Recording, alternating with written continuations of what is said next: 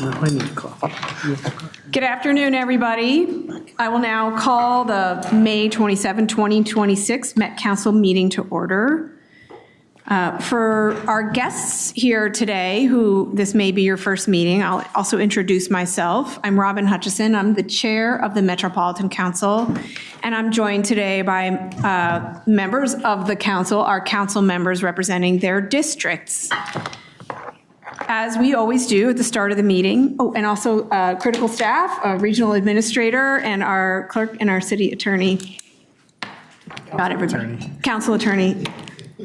I myself come from a city background, so that's how that mistake happened. Thank you for your patience. And I'm not the only one.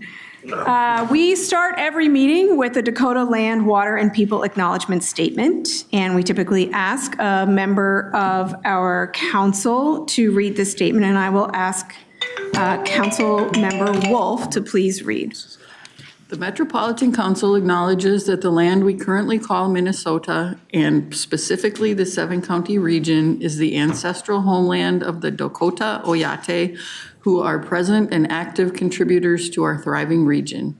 As part of the Metropolitan Council's commitment to address the unresolved legacy of genocide, dispossession, and settler colonialism, and the fact that government institutions, including the Metropolitan Council, benefited economically, politically, and institutionally after the forcible removal of the Dakota Oyate, the Metropolitan Council is dedicated to instilling land, water, and people commitments in regional policy.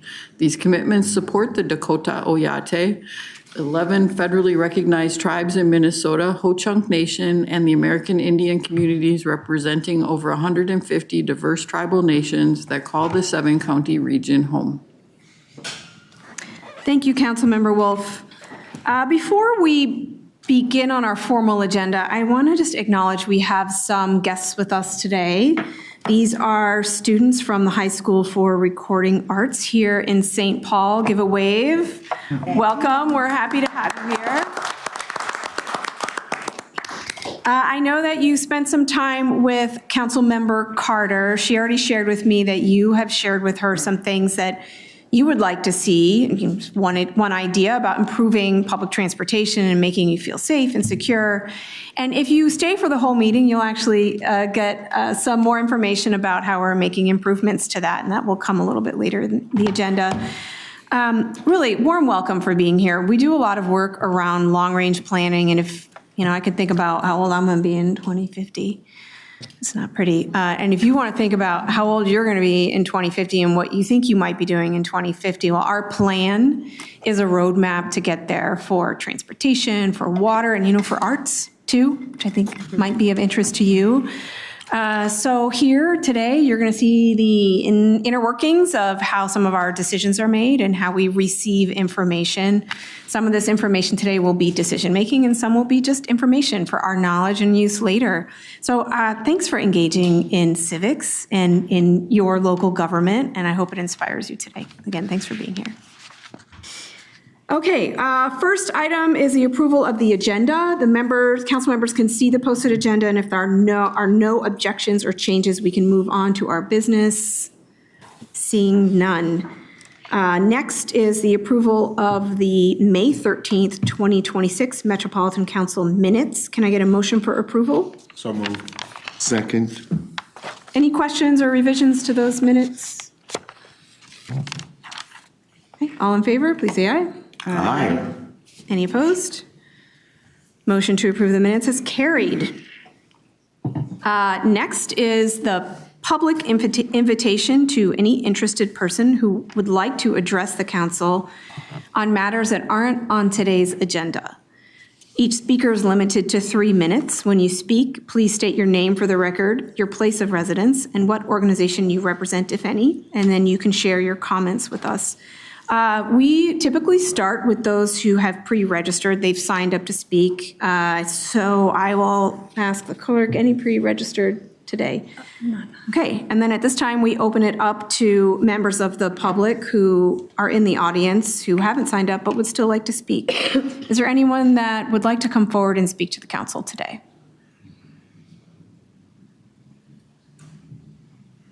Okay. Hearing none, we will move on now to our consent business. We have several business items on the consent agenda today.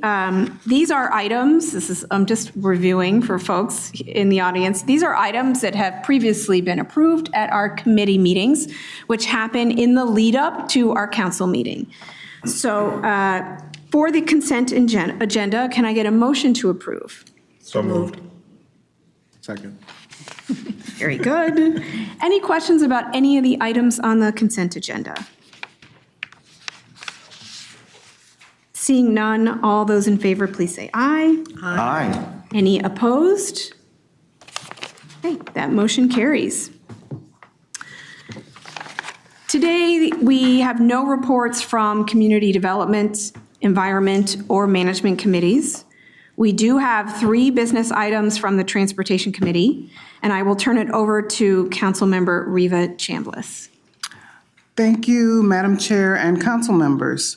Business item 2026-74 is regarding negotiating and executing a contract with Transit Team for Metro Mobility Services in the South Zone. Metro Mobility is a shared ride demand response public transportation service for certified riders who are unable to use regular fixed route transit system due to disability or health condition. It is a federally mandated civil right under Title II of the ADA. MTS provides Metro Mobility service under contract with private companies, and the service is competitively procured using a series of multi-year contracts, which allows the opportunity for vendors to propose and operate transit service on behalf of the council. A request for proposal was released on December 10th, 2025. 2 proposals were received in December. A panel consisting of staff from MTS, Metro Transit, and State Council on Disability met and evaluated proposals using the prescribed criteria related to technical quality and price. The evaluation panel determined that Transit Team is the best value for the council to provide Metro Mobility services in the South Zone, essentially. The Metro Mobility service area from Richfield, Fort Snelling, and WSP on the north end to Lakeville on the south, and Shakopee on the west to Cottage Grove on the east. The contract is structured for potential service enhancements, adjustments, and expansion up to 10 years with base length of 7 years. This extended length is a result of recommendations arising from a legislative review. The service term covered under the contract begins August 1st. Therefore, Madam Chair, the proposed motion is that the Metropolitan Council authorize the regional administrator to negotiate and execute Contract 25P270 with Transit Team for Metro Mobility Services in the South Zone in an amount not to exceed $368 million. Thank you, Councilmember Chambliss. Is there a second on this motion? Second. Any questions or discussion?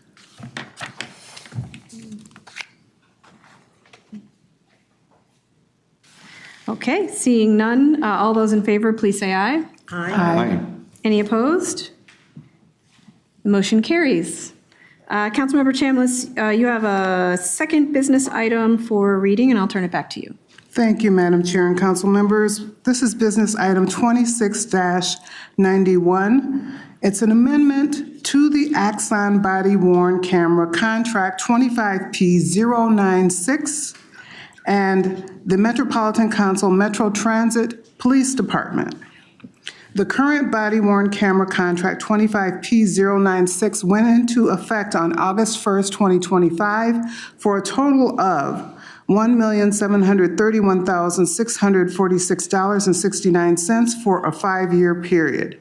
Amendment 1 was to add 15 additional body-worn cameras software licenses, and docking stations for a total of $165,275.21. And Amendment 2 is requested up to an additional 100 body-worn cameras, software licenses, and docking stations for a total of $1,047,000, Yes. We're working in the millions. $7.02. I wanted to say that, though. Yeah, it would be nice. To meet the expected hiring of additional officers and community service officers. The total cost of this contract with these two amendments will be $2,944,268.92. The proposed motion is that the Metropolitan Council authorize the regional administrator to execute Amendment Number 2 with Axon Enterprise, Inc. We have a motion. Is there a second? So moved. Second.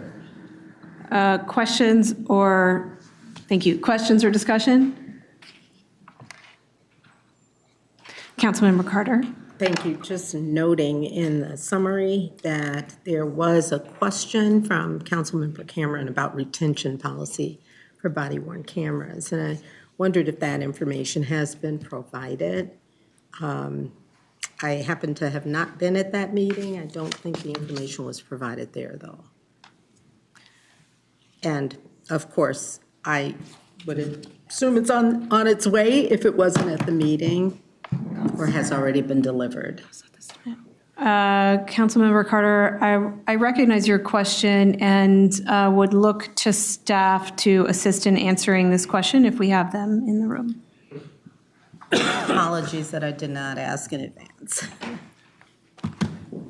Chair, council members, good afternoon. I'm Joe Dotseth. I'm the Chief of Police at Metro Transit. That information has been provided to Councilmember Cameron, and we can circle all of that out to all the council members.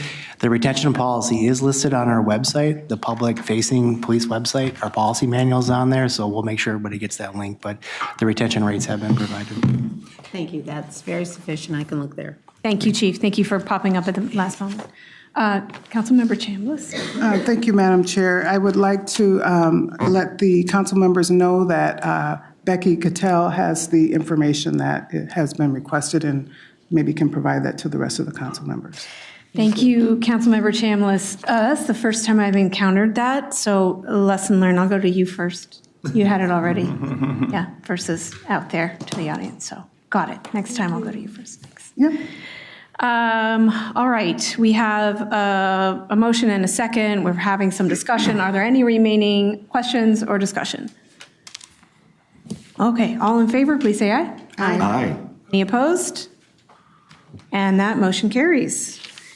The next item, turn it back, still on transportation, I turn it back to Councilmember Chambliss to read the talking points for business item 2026-105, the North Star Equipment Lease Agreement with Sound Transit. And I will just note that this is coming direct to council. So turning it to you now, Councilmember Chambliss. Thank you, Madam Chair. Council members, business item 2026-105 is regarding negotiating and executing a lease agreement with Sound Transit to lease a North Star locomotive. In summary, it's due to Transportation Committee being canceled on Monday, which fell on Memorial Day, and that's why staff are bringing this item straight to the council for consideration, with Brian Funk and Bruce Carden here to provide a brief background on the business item.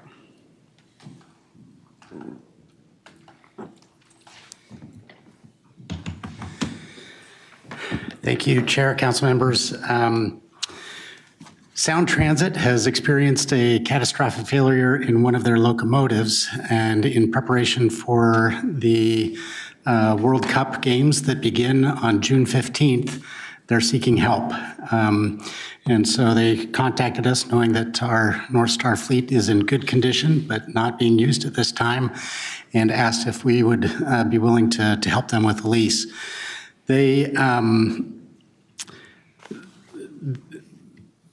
The lease agreement would be somewhat identical to the lease agreement that we created for DART for the same purpose of the World Cup Games a year ago that we came to you for authorization to do so. And we've received FTA concurrence already to execute this lease agreement with Sound Transit. And would help them ensure a successful execution of transportation for the World Cup Games. We would offer the ability to extend the lease through the end of the year. Right now, the lease agreement would be June through August. They're not sure if they can fix their locomotive by August, and so they may request an extension. To do so, we would have to get additional concurrence from the FTA and from MnDOT as well to extend the lease beyond that August timeframe, but we'd seek your approval to execute that negotiation as well at this time. The Sound Transit in Seattle would be responsible for the cost of insurance and transportation of the equipment and other costs to maintain and conduct periodic inspections and ensure compliance with FRA requirements would be at the expense and responsibility of Sound Transit. Any questions that you have? Thanks for the short presentation. Back to you. Thank you. Without any questions, the proposed motion is that the Metropolitan Council authorize the regional administrator to negotiate and execute lease agreement 26M055 with Sound Transit to lease a North Star locomotive. Is there a second on the motion? Second. Questions for the transportation chair or for Mr. Cardin on this item? Councilmember Jenkins. I've just got one of interest. How do you transport that to Seattle? So thank you, Councilmember, for the question. We would transport it. Seattle's responsible for the logistics on that. They, similar to us, their contract operator for their commuter services, BNSF. And so BNSF would be the provider that would find a way to get it there, similar to how DART was transported the equipment there to Dallas. I mean, basically, they're going to drive it there. They're not going to put it on the back of a truck? Not on the back of a truck. They'd connect it to a freight train, and it'd be hauled as basically a freight car for that. Okay, thanks. Any other good questions out there? Or comments? Councilmember Pacheco. Does this come with tickets? Just wondering. Doesn't know. Probably not. No. I don't know. No tickets, Other- fair market It's value. another good question. It's another good question. Any remaining questions or discussion? Regional Administrator. Madam Chair, I'd just like to appreciate the team stepping in to help a fellow transit agency in a moment of need before a really big event. I think this was not anticipated. We're moving it through because we did not have time to go through committee to do it. And when brought forward, when we got a chance to talk about it, this just felt like the right thing to do. And we would hope someone would help us out in a similar spot. So thank you, Bruce, and to everybody else who helped pull it together. Yeah, thanks for those thoughts. All in favor, say aye. Aye. Any opposed? And that motion carries. Thank you to Transportation Chair Chambliss. We are now, we've completed all of our business items for today, and now we move on to the portion of our agenda where we receive information. And the first information item is a presentation on our legislative wrap-up. And I'm inviting Judd Shetnan and Hannah Paulmeyer to join us at the dais for a presentation.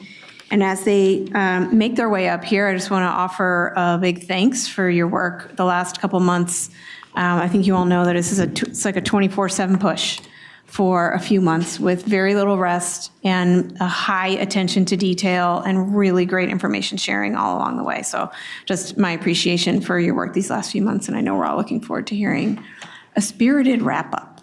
Excellent. Well, thank you, Madam Chair and members. Again, I'm Judd Shetnan. I'm the Government Affairs Director for the Met Council, and I have Hannah Paulmeyer here with me. And Hannah works with me up at the Capitol, and Nathan Hansen is in the back, and Nathan works with us during the legislative session as well. And I just want to make sure that they both know how important they are to our team as well, and really kind of help with the mechanical aspects of making sure we know what we're doing and where we're supposed to be, and getting that information from our staff so we can properly represent the council at the legislature. With that, I also want to thank you, Madam Chair, Regional Administrator O'Connor. We have a number of staff here, Charles Carlson, Leslie Canderas, folks from throughout the enterprise, legal, and George Henry. We really lean on a lot of people during the legislative session, and so while we have a short presentation that is really doesn't express how much time and effort goes into a lot of the work that we do. So it's just really important to say that. And the other thing I want to say, so I don't forget, is this is the end of the Walz administration and the last session that we have with Governor Walz, and he's been a great supporter of the Met Council, many of our initiatives as well. And so I know that he appointed all of you as well, but it is important from a government affairs perspective just to let folks know, like last fall we gave Representative Hornstein and Senator Dibble a regional leadership award related to the investment in transit. I would also like to make sure that we recognize Governor Walz in he signed the bill and made that work, and that has made such a change for us as the council at Metro Transit and how we can approach things. I know we're a bigger enterprise than just Metro Transit, but we also have done a lot related to wastewater and parks and planning and things over the years. But I was just thinking that when I was coming downstairs here, that it's important to thank the governor and his staff for all of their support. I could mention all of them as well, but they've been really great. So thank you for letting me do that. So we're going to talk a little bit about the 2026 legislative session, and I'm going to actually let Hannah kick this off. She's the brains here and is going to be able to speak to, oh, here, right in your way here. Oh, you're just going to come in. And so she'll be able to speak to that, and I'll wrap it up with kind of what didn't happen and what we are looking forward to end of this year and early into next year. Thanks, Judd. Good afternoon. My name is Hannah Paulmeyer. I'm the Government Affairs Manager at the Council. So as Judd said, we're here today just to give you a little bit of an overview of the legislative session, which started in mid-February and ended last Monday. This year, for those of you who have been on the council for 7 years, you'll be familiar with the fact that the legislature operates in 2-year bienniums. In the first year of the biennium, which is the odd year, the legislature sets the base budget for the next 2 years for the state. And so this year being an even year is not what's called in kind of government affairs speak a budget year, although the state certainly can consider, the legislature certainly can consider a supplemental budget. And it's also often seen as a bonding year or a year for the legislature to consider capital investment bills, although they can pass a capital investment bill either year. So this year was not a budget year. They did pass a capital investment package the last night of session, which is exciting, and we'll talk more about that. There was also just some kind of unique dynamics at the legislature this year. The House remained tied with 67 Republicans and 67 Democrats, which led to co-chairs in most of the committees at the House. And it meant that every bill that passed the legislature this year passed with bipartisan support. The Senate was 34 Democrats, 33 Republicans, so a slight Democrat advantage in the Senate. But again, because all bills have to pass both bodies to become law, every bill that passed this year was passed on a bipartisan basis. So we'll start with talking about, oh, and I do also want to say that I just checked a few hours ago and the governor had not signed all of the bills, and then I just checked in the back about 10 minutes ago and the governor has signed all the bills. So we will be sending out a more comprehensive update to you tomorrow with a little bit more specifics and links to the bill language. And then if you have any questions, please follow up with myself, Judd, or Nathan, and we can get you more information as well. But that's a big late-breaking development. So for the transportation side of things, one of the items that we were following this year that is actually kind of new for us is a forecasted budget adjustment for our special transportation services, also known as Metro Mobility and Metro Move. as of a change that I think was made in the 2021 legislative session. These are now forecasted programs of the state, which means that the state is responsible for paying the amount that it takes to run these programs per state law. And so the state budget was set in the last year in 2025, but the February 2026 budget forecast that's done by Minnesota Management and Budget determined that a few additional funds were needed for these programs. And so the legislature passed a forecasted program bill that included Metro Mobility and Metro Move, which allocated just shy of $9 million for this fiscal year and just shy of $11 million for the upcoming fiscal year for Metro Mobility and Metro Move. For community development, we are tracking a few items. So the regional parks and trails is one of the things that we routinely ask for funding for bonding or state general obligation bonds for capital improvements. And we're excited to share that $10 million was passed in the last hours of session for regional parks and trails. The council has a policy that we will match every $3 in state general obligation bonds with $2 in regional bonds. So to match $10 million in general obligation bonds, that gets us to a total of $16.7 million. And every single one of those dollars gets passed on to our 10 parks implementing agency partners, and they use those to do capital improvements in the regional parks. So will be really exciting to see. We also, our park staff last year applied for what's called an LCCMR project, or a Legislative Citizen Commission on Minnesota Resources project, to request money from the Environment and Natural Resources Trust Fund, specifically for Metro Park acquisition. This is the 9th time that we have requested these funds and gotten these funds, so this will fund phase 9 of that. There are also matching funds for this, so again, the council has a policy that we would match some of this with regional funds, and then the implementing agencies that are going to be participating in this program with us would also put up some matching funds. So again, this is a great example of where we can leverage state funds to have a bigger impact in the region. The other community development investment that we were excited to see was $5 million in general obligation bonds for community tree planting grants. That was a new program that was created by the legislature, I believe, in 2024. And we've received funds in 2024, 2025, and now in 2026 to invest in the regional canopy. So that's exciting, and we look forward to getting those trees in the ground. Yeah, I'm just going to make one addition here is the tree planting grants was really a legacy item for Melissa Hortman, former Speaker Hortman, and so I know the legislature has been very interested and open to continuing to fund this program. But just so you know, a lot of the background on this goes back to Speaker Hortman and the work that she's done years ago. Lisa Barajas and I actually sat down and met with her, showed them how the software worked for our software that looks at tree canopies throughout the region. And so I just think it's important to mention her. Thank you. In the environmental services realm, the bonding bill also included funding for inflow and infiltration grants to metro area cities.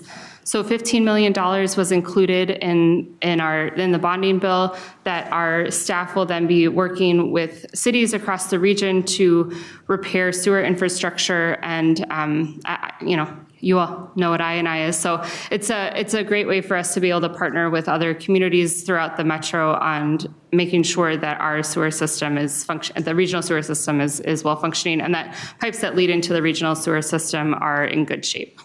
One thing I'll add there as well is that our partners at Metro Cities, Patty Nauman's group, I know many of you participate with Metro Cities, but they are great advocates for inflow and infiltration grants as well. Also, Representative Rick Hansen from West St. Paul, South St. Paul area, Chair Fu Lee from Minneapolis, and Chair Mary Franzen in the House. They've all been very good about making sure that we are able to continue to invest in this I&I program. And I can tell you that one of the things that they're looking at now is trying to find a way to find funding to help address the I&I issues on the private side of the I&I problem. But with that, I think I'm next. So one of the things that we wanted to talk about is what did not happen. And Hannah mentioned earlier that the makeup of the legislature means that we have a one-seat majority in the Senate and we have parity in the House. And so what it means is that you had to have bipartisan support to pass anything.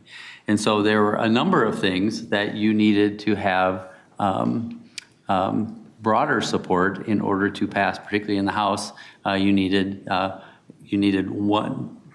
8 plus 1. I mean, the committees were made up of 16 members, and so you needed 9 to pass. So if there was anything that was going to happen or anything that gave people reservations, oftentimes that slowed down. But it also allowed the legislature to have some pretty good conversation about how they would like to approach things. And I think a lot of this is coming back next year as well. But one of the things that got a lot of interest at the beginning of the year was the transit consolidation bill. Representative John Kosnick had House File 4111, which looked at creating a regional governance model that would have had Metro Transit be the sole regional provider of transit. A lot of discussion about that. I think that there is information that we have related to what those savings could look like. There are pros to this, there are cons to this. There are multiple feelings about what this would look like across the region. I think all of that is very fair, but I do anticipate that next session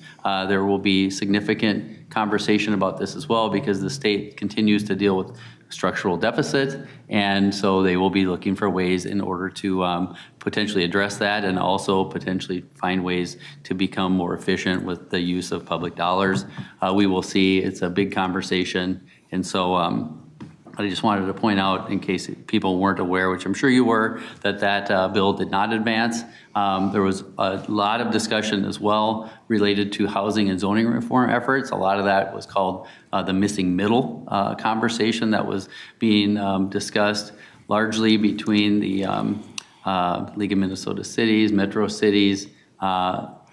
This conversation involved the Metropolitan Council because it dealt with some of our land use planning and our roles related to this. But the fact of the matter is that there was never a bill that passed out of committee. There was a ton of conversation about it. That conversation is going to continue, but it is this is a difficult conversation, and there are people who feel very strongly one way or the other, and it isn't metro, suburban, rural, greater Minnesota. I mean, there's just a lot there, and I actually will give our regional administrator a lot of credit. He's been very involved in tracking on how that information works, working with Lisa Barajas. We spent a lot of time. People will say, where's the Met Council on this?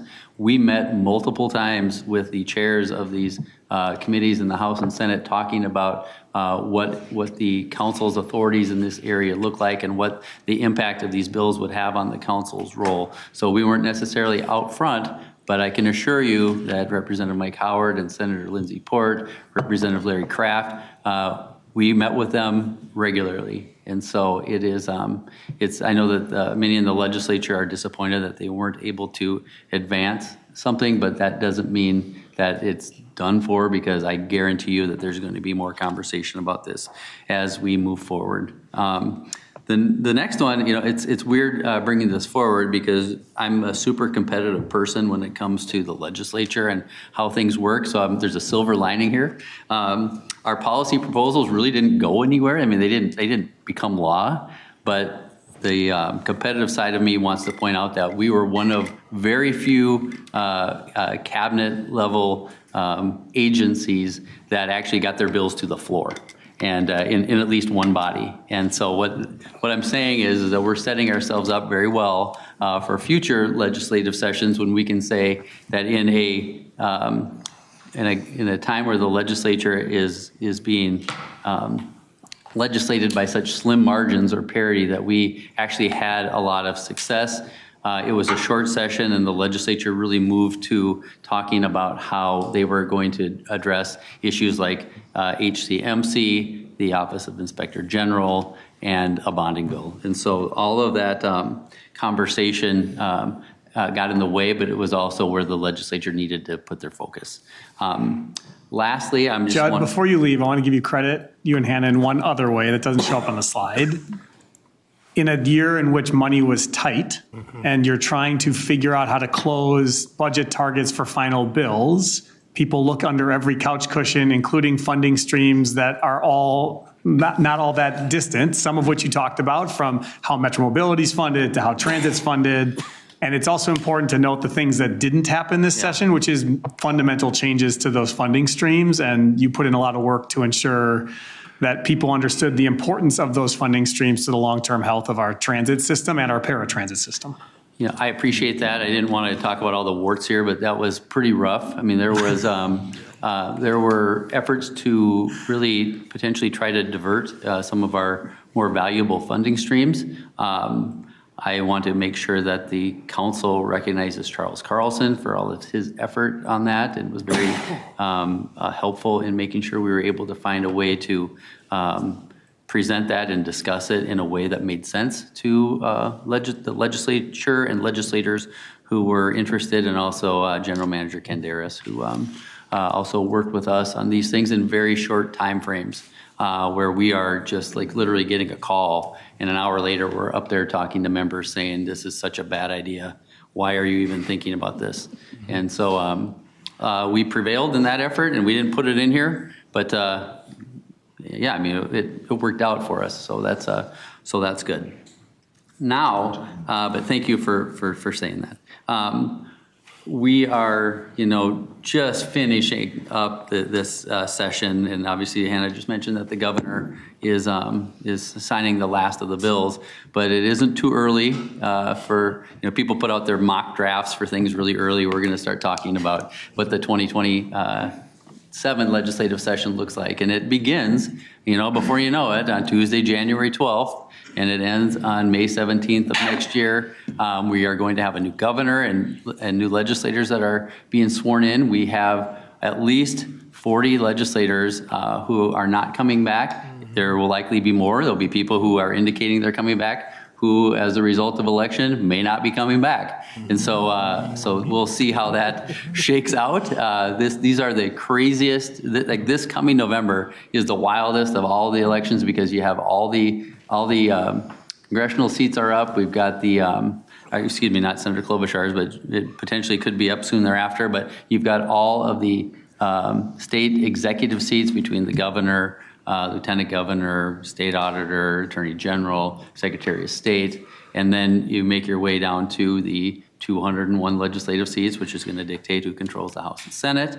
And so, and how that works then dictates how the council works, because what happens at that point is we go through the statutory process to replace the Metropolitan Council. The Senate weighs in if they want to.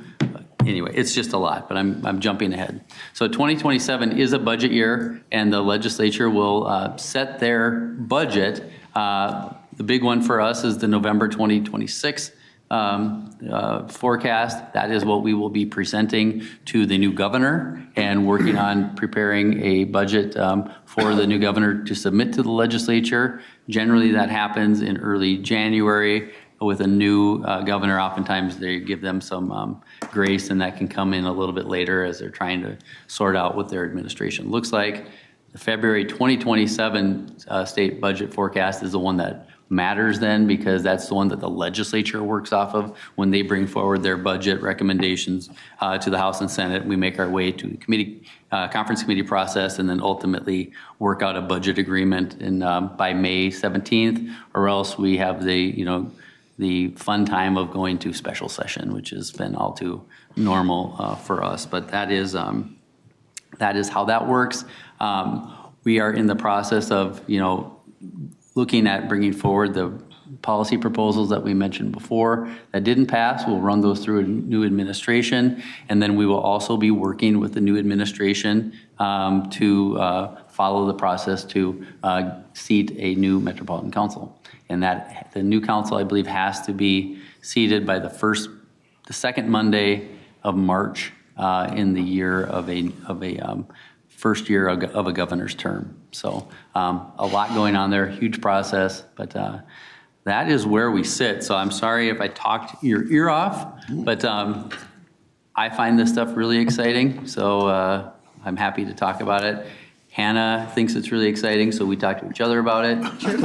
Nathan listens and tells us what he knows about all this, which is a lot. And so since this is the last government affairs update, I again want to tell you as the council and broader council members how much I appreciate all the support that you've provided us, and hopefully we've done a good job of supporting you over the years as well, because it really is my pleasure, and I wouldn't have been here for 26 years if I didn't enjoy it. And so this is really great that I can share that with you. So thank you. I'm not leaving yet, so you don't have to clap. Thank you. Judd, thank you so much. And Hannah, thank you too. And Nathan in the back and your entire support team from around the enterprise who have showed up for you on a moment's notice. We really appreciate your efforts. And I'll just say kind of in closing to this item, this work is cumulative over years. And wins from years before always need defending in future years. And wins in your future need build, time, and lead up. So this is the work you did and that you will continue to do, and this is the work that this body, is very much a part of, especially defending past wins, especially in periods of change where maybe the institutional knowledge may be lost. So I personally will look forward to that work ahead. You take great care of this organization, and I know you will continue to do that, and to this body for the past wins and all the future wins. Thanks so much, you guys. Yep. I have what? Oh, we do have one question or comment from Councilmember Morales. Thank you, Chair. Greatly appreciate everything you guys have done. One thing I would like to look into is the new Minnesota Statute 118A.09, specifically allowing qualifying government agencies to invest in index mutual funds for affordable housing. And it's something we should look to as a council if we're going to be doing that. Thanks, Councilmember Morales. Judd, I am assuming that you will be setting up time with council members as we roll into proposals for next year, and I'm sure there are welcome ideas. Yeah. Yep. And I'm happy to talk to Lisa Barajas and make sure that she's in the loop on this and how we want to approach this, and speak with our finance folks as well and sort that out. But thank you for raising that, and we will follow up. Thank you. Okay, Councilmember Obasaki. Thank you. Thank you, Chair. Judd, I just want to say thank you. Fantastic job. I'm one of those that love legislation. So, Hannah, I just want to say thank you for, I always tell you my email is the least of your concern, but you and Nathan are very quick to answer my questions. So I appreciate all the work that you've done, and I'm just super impressed. You have laid down seeds that I think for years to come, I think the Met Council, like Chair said, we're in good hands thanks to your competitiveness. I am stubborn as well, like you. The only difference is I chose to step down this year because I knew what was coming, and not that I was lazy, but you didn't get a choice. But you still pulled through. I'm glad they already mentioned something. It was a tough year to get funding, so I'm super impressed about what your team and you were able to do. So I can stay here and geek all day, but fantastic job, and job well done to you and your team, and to Nathan back there. I get to have Nathan now, so which is awesome. So thank you. Thanks, everybody. Thank you. Thanks so much for your presentation. Good. Everyone good? Okay. All right. Our next information item is a presentation on the Green Line Extension Project. It's an update, and inviting Leslie Conderas and Brian Funk and Jim Alexander and Chief Dotseth to join us for the presentation. We have to spread out over 2 tables. All right. Thank you, Chair, council members. I'm Leslie Conderas, General Manager at Metro Transit, and as the Chair mentioned, joined today by Green Line Extension Project Director Jim Alexander, as well as Deputy General Manager and Chief Operating Officer Brian Funk. And we're pleased to bring you an update on the Green Line extension. This is meant to be one of several updates that we will be bringing to the council between now and when we open the Green Line in 2027. Before I move off the slide too, I just want to draw your attention to the photo on the train. We do have trains wrapped, both to advertise that it's opening in 2027, even though you see it moving on the track, but also more importantly to hit home that safety message. And that's a big part of, as we're communicating and building excitement about launching the Green Line extension into revenue service, reminding people the importance of practicing safe habits around tracks. So we'll talk a little bit more about that in a moment, but just to share with you what we're planning to cover during our update today, talking about how within Metro Transit we're really mobilizing and organizing ourselves to deliver a flawless launch. You'll hear a construction update from Mr. Alexander, an operations update from Mr. Funk, and then I'll close out by previewing some of the upcoming work we're doing in community as well as ongoing partnership that's happening, including with law enforcement communities, and Chief Dodseth can speak to that as well when we get to that section. And of course, we'll have time for questions at the end. So just to ground this presentation, wanted to start with Metro Transit Forward, our shared strategic framework that guides our work at Metro Transit. This is the document that includes our mission statement, our strategic priorities, which are employees, experience, and service.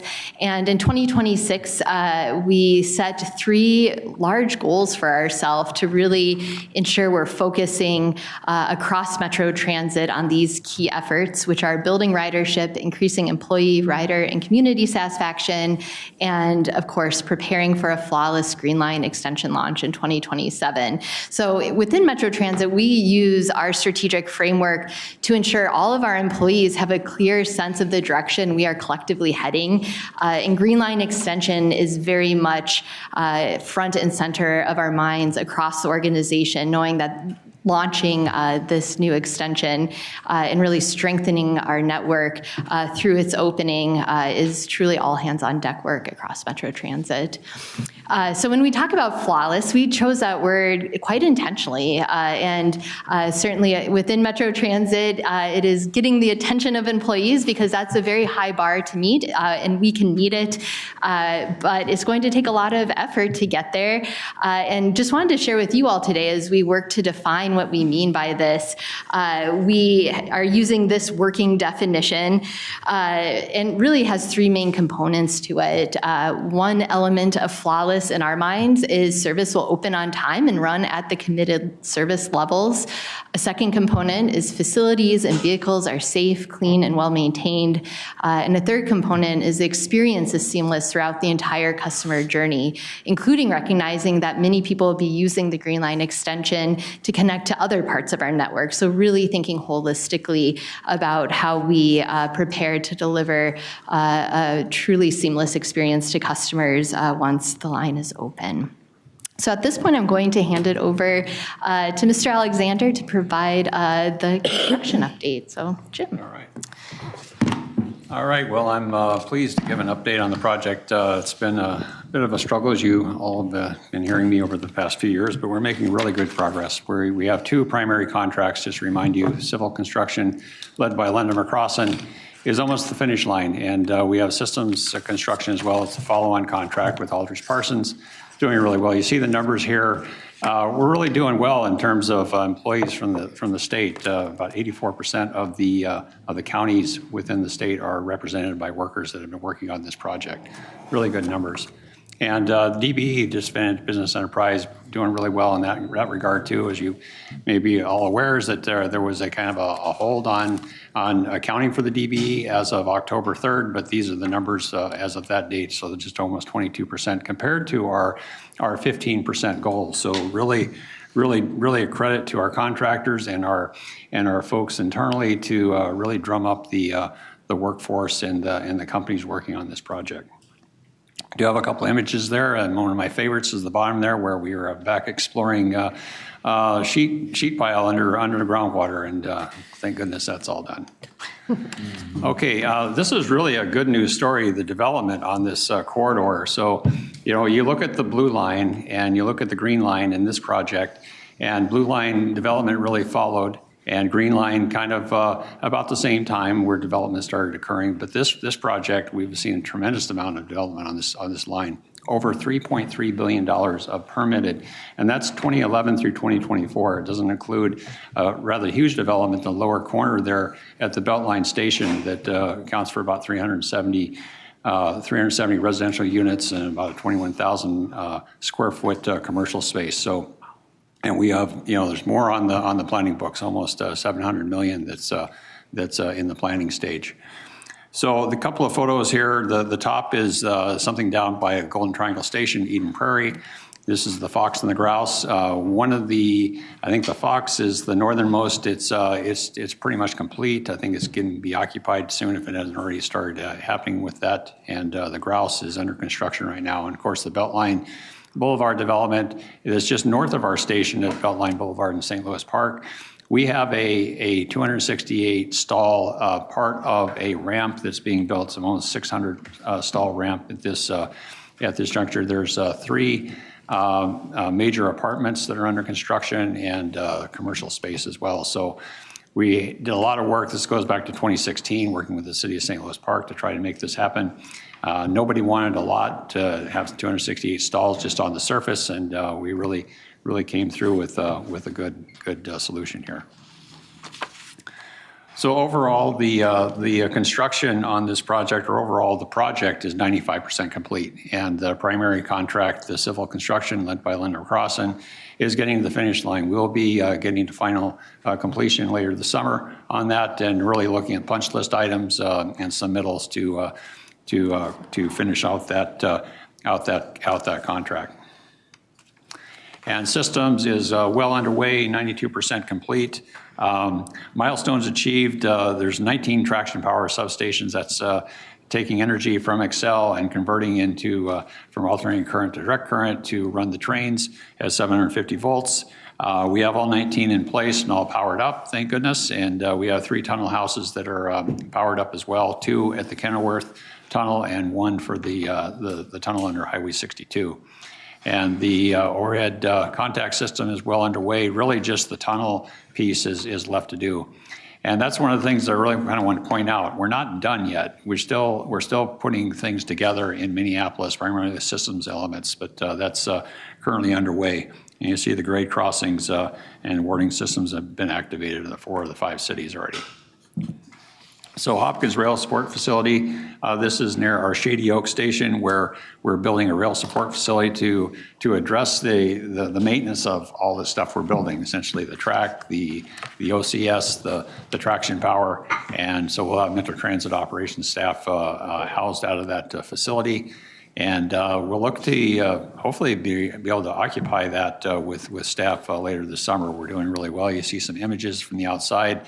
Lower is from the north looking south. The front, there's still some more to do with that, so it's not a finished product what you're seeing there yet.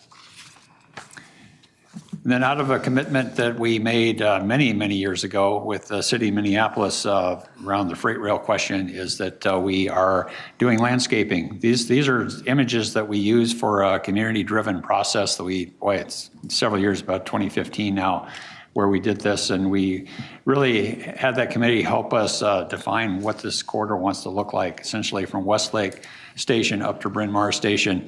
And so planting is underway. If you haven't been out on the trails, we just had a celebration a couple weeks ago. It was pretty well attended, but the trails are open, thank goodness. I can attest to that. I've been taking that to work and back, and so it's really nice. But trees are starting to pop up in the Kenilworth area, so it's really nice to see that happening. All this work will continue into next year before it gets completed. As far as testing, that's really where a lot of the action is, and I'll cover this first piece and I'll hand it over to Brian for the other 2, but we are well involved with system integration testing. This is controlled by our systems contractor, again, Aldrich Parsons. We are alongside them with them doing this work as well as operations. And the image that General Manager showed earlier, we had, at one point, we had up to 8 vehicles helping with the tests of what we're doing. And I'm going to go to this next slide and then come back to this one, but just to show you in the red dashed area, this called phase 1. And we're looking to complete this portion southwest up to Louisiana, essentially all of Eden Prairie and Minnetonka and Hopkins, and getting into St. Louis Park. We're near done on this. There's still some wrap-up testing to do, but reporting is about 75% done, and we'll have this completed by the end of this month. We're looking to move over to phase 2, which is essentially from our main line at Target Field and going to just near Bryn Mawr Station. And then finally, later this year, we'll tackle the whole piece, and this will include the Kenneworth Tunnel, which is kind of a different beast, if you will. We have jet fans involved in this to evacuate smoke if there is a fire inside the tunnel. So especially equipment that we have to still install that's set to get in place later in June. And so we're looking forward to really wrapping this testing up. I'm gonna back up here and hand it to Brian to talk about these other two. All right, thank you, Jim. Again, Brian Funk, Deputy GM, COO. Good to be here, Chair Hutchison and council members. As Jim described, operations, the contractor and his teams are working kind of hand in glove on systems integration testing. It's providing a really good opportunity for our team with the support of Transit PD as well to get some initial familiarity on those different segments. As you could see, we're starting not full end-to-end testing, and so that's yet to come this year. However, the experience that we've gained on kind of that western segment has been really invaluable for the teams who have been leaning into it. We know that it's going to help us as we get to phase 2 and eventually the full alignment available for that systems integration testing with all of those required test elements completed and documented satisfactorily. As that's completed, then towards the end of this year and into the start of 2027, we'll begin what's called pre-revenue testing. So that's the second category here. That's really the opportunity for the operations teams to simulate our real operations minus our customers. And so it allows us to run our different schedule variations, ensure that the assumptions that had been made in the design and construction for things like running time from Target Field to Eden Prairie are both reliable, achievable, and if not, we have the opportunity to make adjustments to the degree possible or move into sort of our backup plans to still be able to deliver that promise that the general manager talked about for the flawless opening. And so in addition to that, we have our non-standard scenarios. So what happens if one of the grade crossings is blocked and we need to run an atypical operation where we're crossing over and running in a different direction on a track than is normally kind of used? What happens if we need to run bus replacement service for a segment of the line because something becomes inaccessible for a period of time? That also allows us the ability to ensure that our hundreds of staff who are going to be working out there on the rail system as well as the supporting bus network have the training and preparation they need in order to hit the mark when we do have opening day. And then finally ensuring that all of our teams are familiar with the equipment that's in place in the ground out there, have the maintenance training, ensure that we have all of the required documentation from the contractor and from Jim's team to make sure that as it's handed over and those keys are literally and figuratively handed to Metro Transit operations, we're able to keep everything running at a really high level. And then finally, I think as the council knows, we're going through an upgrade with our fare collection system. And so that's another key component going into next year is ensuring that that's brought online, that our customers are able to purchase their tickets reliably with the new system. So we're really excited about that. All leading up to revenue service, date to be determined, but staff are working on developing the recommendation, ensuring that we're gathering information. We recognize that we may not have all of the experience that would make us most comfortable to be able to set that, but we also know that the region and the communities have been waiting a long time, and so it's in everyone's best interest, including ours, to be able to get that done as soon as we can deliver on it safely and reliably. All right, just a couple more points on the system integration testing. So the testing is really complicated. There are thousands of devices out there, and they all need to be working in sync with each other. Just some numbers that I've been throwing out for just to kind of stress what is involved here. There's over 7,000 point-to-point tests, if you will, and that's communication to all the devices to make sure they're working together, but also making sure that communication is going to our rail control center at the Franklin facility. So a lot of detail behind that. We also have these trains. We run every scenario possible. There's over 1,500 different scenarios you can run, both back and forth, just to make sure everything is working right. The gates, the signals, the communications, it all has to work in sync with each other. So it isn't something that we can just step into and be done tomorrow. And I really want to stress that, because once we had this on Central Corridor or the Green Line as well, as you get done with the civil construction, it looks like you're done. Where you're running trains, where I want to get on this thing, and it just doesn't work that way. We have a lot to do before we can really get the revenue service, make sure it's safe and sound before we let our customers on the train. So it does take some time, and hoping the public can bear with us as we move through. But we're going to get to the finish line here. So lastly, just what's next? As I indicated, there's still more testing to do, and then Brian's team are going to be doing their part on their testing. And just another piece that I just want to point out is we're still outfitting systems elements in Minneapolis. That's because of the delay with the tunnel. That was really kind of the longest lead on the project, and so we purposely started the testing out west so we could get ahead of the game with testing while Minneapolis is getting finished up. So later this year we'll have Minneapolis wrapped up, and we'll get into the testing in fashion here. So I think with that, I'm going to hand it back to Brian. All right, back to this side of the table. So I'm going to hit on just a couple of things to round out the operations update for this particular time that we're in front of you, really focusing on our workforce. As I think that we have tried to impress upon the council members is that nothing happens in our organization without the people. And so we've made a commitment to supporting our employees and bringing on board a team who is well-equipped, well-prepared, and trained for getting this line up and running. So on the right side here, we have a picture of a graduating class of train operators. As I'll show you in a moment, things have been going really well in that space. And then below that is one of our LRV technicians, another really good success story. So we have a lot of people who we've been hiring into the organization that are both directly supporting this service, as well as support teams and the bus supporting network that are needed to pull this all together and ensure that we have a high functioning network without sacrificing in any particular area. Right now, we're still working to fill somewhere in the neighborhood of about 250 positions overall. I'll talk a little bit more about what some of those are, as well as a stoplight indicator, just to show you how we're doing against our kind of opening day budgetary number. But a lot of the time that we're spending is really focused on that training. We're trying to get people in the door, get started, also recognizing that when we have a need for that many people, it's when we're in more of that pre-revenue service timeline. And so as Jim continues to work through and complete more elements of the system, that allows us to have more of our staff who can do training on our existing system and the new system. And then here's the snapshot, and I'll do kind of a quick rundown on this table. We added the stoplight indicators.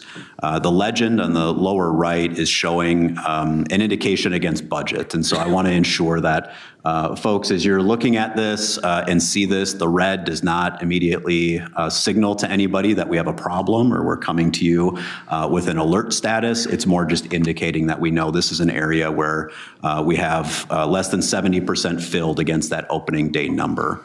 And so if we walk kind of down the list, our train operators are at the top. That's what a lot of people think about for how we're able to deliver that service. Right now, we're estimating about 175 train operators needed, including people who are in classroom or in their training phases. We're at almost 160 right now. This number is a couple days old. There's always people moving internally and coming and going, but we're doing really well. We have another couple classes that are on the books in short order here. And so the green in this case is actually a really good indication of us feeling confident that we'll have the required number of train operators ahead of pre-revenue testing and opening day. Bus operators operators, while we're still within the 20%, we know we're not exactly where we want to be. Bus operators, in addition to driving buses, being needed for that connecting bus network, are also our biggest work group, and they're a lot of the people feeding other positions inside the organization. More than half of the attrition within our bus operator ranks is people moving internally to other jobs. And so it's a really good news story of a way to get your foot in the door, gain some experience behind the wheel, and then have an opportunity to move around. But it means that we need just to continue working with our HR partners to hire as many bus operators as possible to grow the organization. I mentioned the rail vehicle technicians. This is a true success story. If I would have been in front of you talking about LRV technicians a year ago, this number would have been almost in half of what it is today. And so credit to Mr. Cardin's group across all of the technician areas. We've had similar success for bus technicians, and things are looking really good there. So there's a lot more detail if we wanted to get into that in Q&A, but I'll just leave it at another solid green light there. The helpers and cleaners, that's a position that a lot of people move around in different areas. It's not causing us a lot of concern. Many of those roles are actually needed when we begin that revenue service for actually serving and building our train sets, cleaning the trains after our customers are using them. So we are confident in that space as well. And then we move into some of the rail systems groups. And one of the things I'll note here is that you're going to see yellows and reds. Some of that, though, is a function of when we added these new positions to the budget. Most of these positions were added just for this year in 2026, so they became effective essentially January 1st. Really happy to say that the teams in operations, as well as our partners in human resources, got all these jobs posted right away. We started to see really good indicators early in the year, and so now that we're here in late May, the teams are still feeling confident despite those red signals. We're looking at opportunities for later this summer so that if we do not have these positions over the into the yellow and green marks by the end of summer, that we'll be working on our kind of contingency plans. But again, these are not necessarily things that are going to hold us back from opening day. However, we know that we need to continue to work really hard to fill these positions. In particular, the facility worker positions have a large number of vacancies. Again, Bruce and Marilyn Porter and that team is working on an additional job classification that creates more of a progression model within the positions. And so we're feeling confident. There's a big group right now who's been going through interviews, and we're expecting to extend a large number of job offers here in the next several weeks to get a big group started. Trip agents are listed after that, and trip agents is another one where we added about 60 positions to their ranks starting in January. So if we were in December, this would be a lot closer to target, but we're building up as we go. So I think the general manager has talked about this for the last couple of years. Trip agents have been a real big success story to stay coordinated with our police department on safety security action plan. And we're feeling pretty good. We have a really high number of applicants for those positions. Each time we post, we're talking 700, 800, 900 applicants at times. And so it's really a matter of identifying who are going to be, who we think the top candidates, get them through a good solid training program so that we can get them out on the system in an orderly fashion. And then finally, we have our transit police numbers. I'll see if the chief wanted to add anything here or defer to future updates. Chair, council members, I think I'll talk about that in my SSAP update, but we're making tremendous headway in that, and I look forward to talking about that in the next presentation. Yep. All right. And with that, I think I'm going to pass it to the general manager. All right, thank you. So as we wrap up, just really want to emphasize the importance of ongoing partnerships, not just for the launch, but the ongoing success once we are open. And obviously, there's been deep collaboration and coordination throughout the project's history, and that will become equally as important as we move to these next stages. On the slide, just give some key examples of where we continue to build upon and strengthen partnerships. The Metro Transit Police Department, and appreciate the chief being up here. He's really doing tremendous work building that close coordination throughout the corridor. He has named Captain Dietz to really lead up this work for the police department in making sure that the police department is out there being visible at community events and really more than that, forging that deep partnership that will be absolutely necessary to launch and beyond. The middle section there, our safety department also is coordinating with departments throughout the corridor. The photo here is from a familiarization exercise where others involved in emergency response were invited to come out and start getting familiar with elements of the Green Line extension. As noted on here, the Fire Life Safety Committee is an ongoing coordinating presence, and so making sure people are again prepared for opening and for continued operation.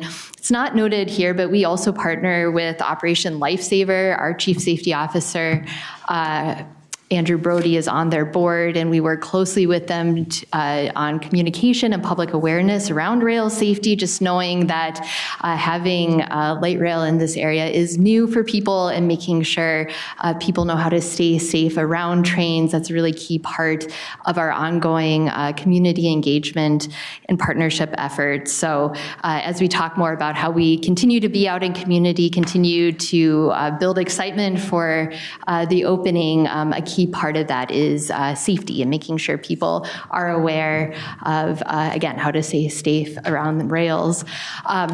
And the final section here, community outreach. Again, this has been a continuous element of the project and will continue as we get closer to the launch and beyond.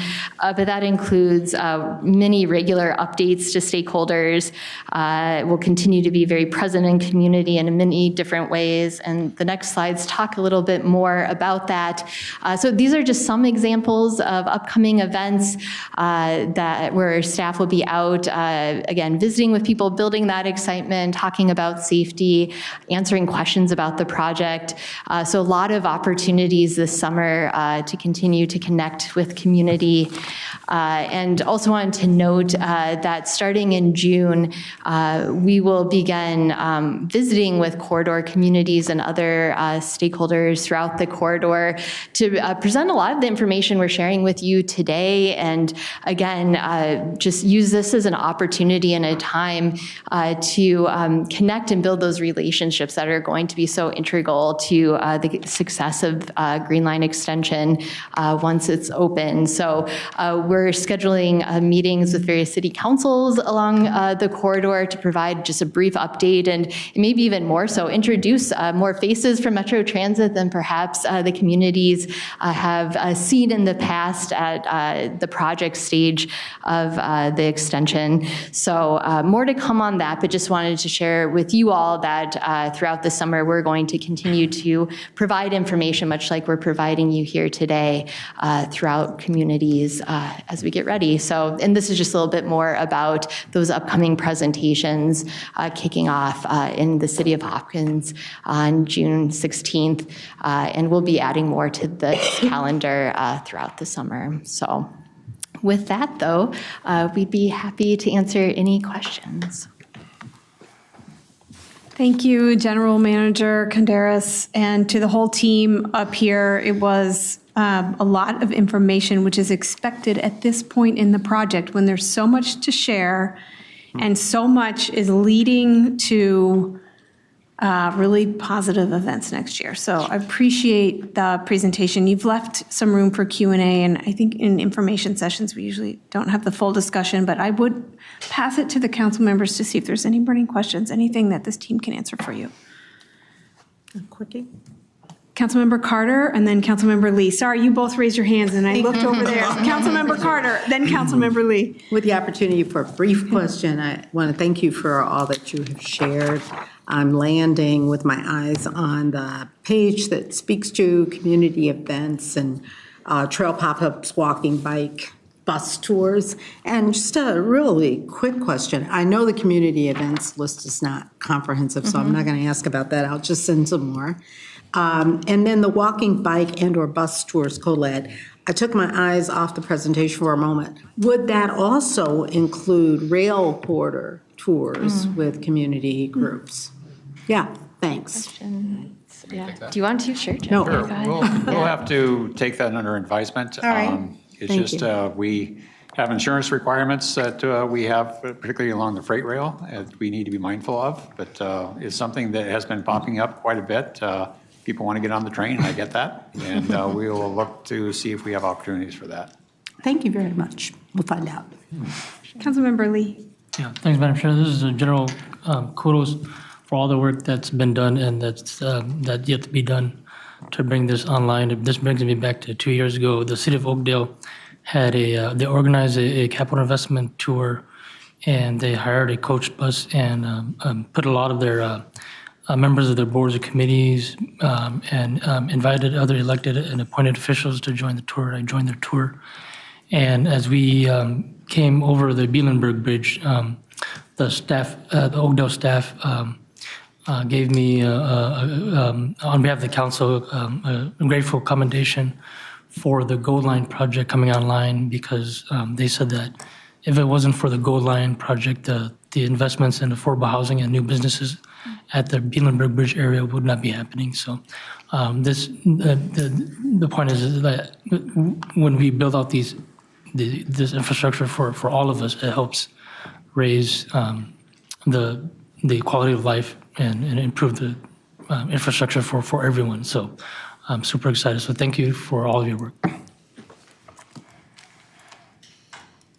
Any remaining questions or comments for this team? This is not the last time you will see them. Councilmember Barber. Thank you, Madam Chair. Just wanted to say congratulations, well done. This is, to see the narrative over the years of how this has changed and to see this really coming into, we're talking operations, we're talking hiring, we're talking planning, we're talking a flawless launch. I think it's just wonderful. So just make sure you bring it back to the project team and everybody else that, we really appreciate all the work and time that is taken to get to this point. So, and looking forward to next year. Well done. Thank you so much. We'll see you again, and we look forward to more great updates. Okay, the final information item today is a presentation on the Safety and Security Action Plan. This is the first quarter update, and Leslie, General Manager, you may stay. Yes. And Chief Dotseth and Rachel Jones will join us. Oh, Chief Dotseth stays, Rachel joins at the dais, and I will turn it back to you. All right. Thank you, Chair, council members. I'm just going to briefly kick this off, but we are here for our quarterly Safety and Security Action Plan update. As we typically do each quarter, going to start off by providing some highlights from the Safety and Security Action item, and specifically talk about some of the data that we are committed to providing through the Safety and Security Action Plan. And then we'll turn it over to the chief to provide the Metro Transit Police Department update. And I'll note that in June, we'll be hitting the 4-year anniversary of the Safety and Security Action Plan.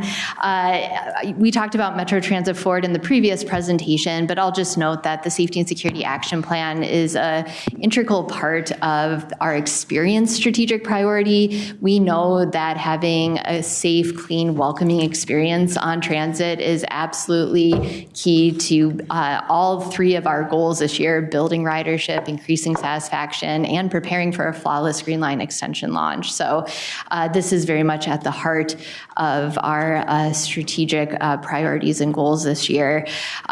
You've seen this slide before, just kind of reminding people of the context and why we come every quarter to provide this update.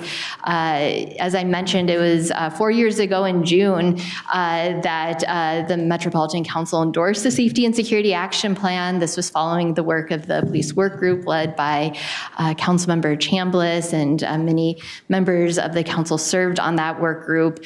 And it really leads to us coming every quarter to provide a status update on how we're doing. We're up to 44 action items across the 3 areas of work, which are improving conditions on the system, training and supporting employees, and engaging customers and partners. This is just a snapshot of the status of each of those 44 action items. As you can see, the vast majority are either complete or in implementation. We do have one that's still in planning. That's our newest 44th item. And just a reminder that every quarter when we come to you, we really bring the highlights to this presentation, but we are also producing a quarterly report where we provide a status update on each of those items, as well as the metrics that the police work group had directed us to produce back when we developed this action plan years ago now. And just as a reminder, when people hear 44 action items, it sounds like we have a lot going on, a lot of different work. It maybe comes across as scattershot to some, but I think one key theme throughout is the Safety and Security Action Plan is really our approach to developing official layers of presence on our system. When we started implementing the action plan, really police officers were our single layer of presence on the system. We had some community service officers at that time, and the real-time information center was still pretty new, but for the most part, it was really the police officers day in and day out that were out there, and they continue to be absolutely essential and foundational to public safety on transit. And through implementing the plan, we've now added the trip agent layer. We heard a little bit about that in the context of preparing for a flawless Green Line extension launch. They're a critical element not only to check fares, but to provide that customer assistance and that welcoming environment. We continue, and the chief will talk about the community service officers and just how that program has really grown and flourished and is providing additional presence on our system. And of course, our supplemental security, as well as our contract with the St. Paul Downtown Improvement District, are providing additional layers of presence as well. But with that, I am going to turn it over to Dr. Jones to present some results from surveys that we report as part of that longer Safety Security Action Plan update each quarter. So, Dr. Jones. Thank you. Good afternoon, Chair and Council members. I'm Rachel Jones, Principal Researcher with the Office of Performance in Metro Transit. So today I'm going to be talking about the results related to safety and security from 2 of our large annual survey efforts that we use to check in with customers and operators. So I'll start with the customer satisfaction survey and then we'll move to the operator one. So this customer satisfaction survey was open in November and December last year. We made a big effort to promote this both online and in person, including placing survey invitation postcards on bus seats, having trip agents help us out and pass them out to riders on light rail. So we got about almost 2,400 responses, and the vast majority of these reported that they're regular riders and they've ridden recently, so they're experienced with our system. And then just to note that the data are weighted so that the results are representative of our Metro Transit ridership. So in addition to questions about safety and security, we ask about customer satisfaction and questions to evaluate some of our initiatives in the past year or to inform initiatives in the coming year. So overall results, about 2/3 reported that they were satisfied or very satisfied with their Metro Transit experience. So if you look at this graph here, I know it seems kind of small, the blue line is the satisfied people. So that's great to see that highest. You may also notice that it's kind of sticky. It tends to stay the same over the past few years. So it's kind of hard to get to move, and we think that is just kind of lagging behind noticing more specific improvements before people kind of update their overall satisfaction with the system. So some good news, there's more people who feel neutral than dissatisfied this year. So that's that yellow line, it's bigger than the red one. And we're particularly seeing improvements on light rail. So there's been a big change in satisfaction amongst people whose top mode is light rail. 60% said they were more satisfied with their Metro Transit experience in 2025 than they were the year before.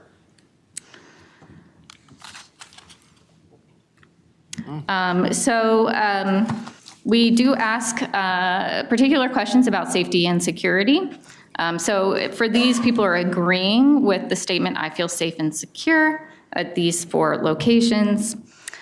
We've been tracking these since 2023. So I was going to go through. I updated this, but anyway. As you can see, people overall are still saying they generally feel safer on board compared to waiting, and with buses compared to trains.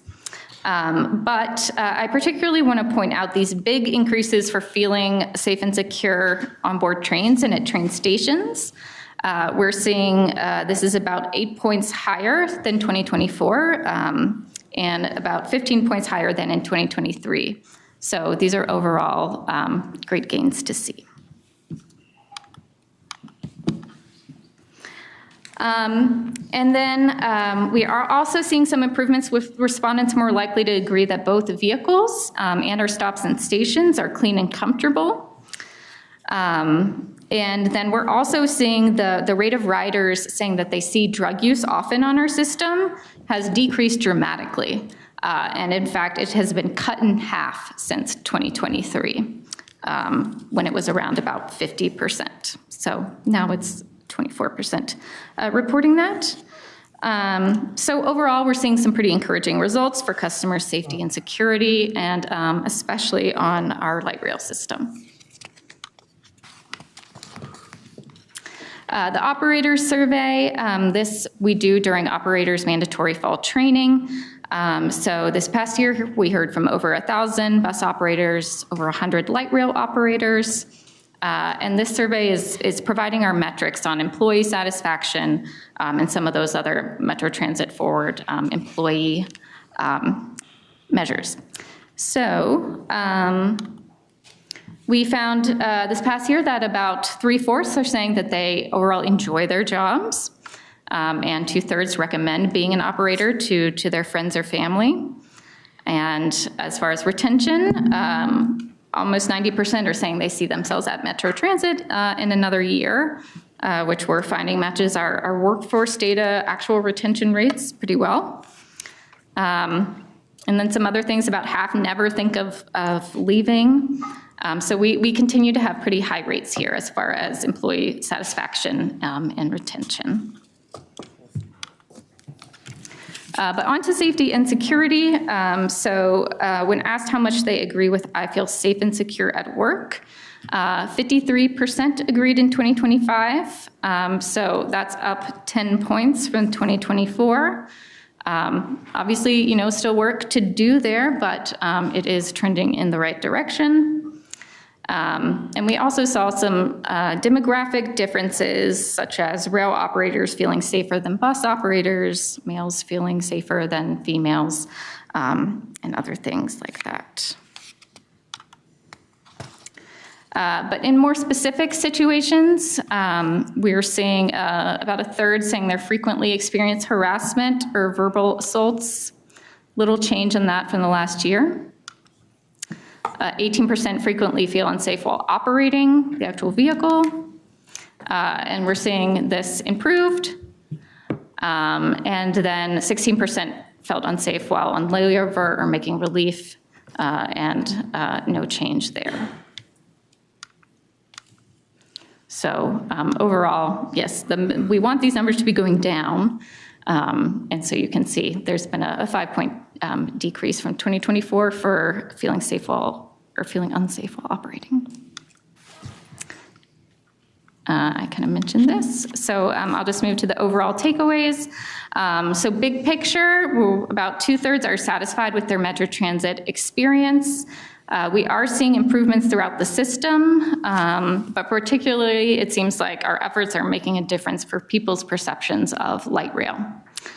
And then for operators, we're seeing high rates of job satisfaction and expecting to continue working at Metro Transit.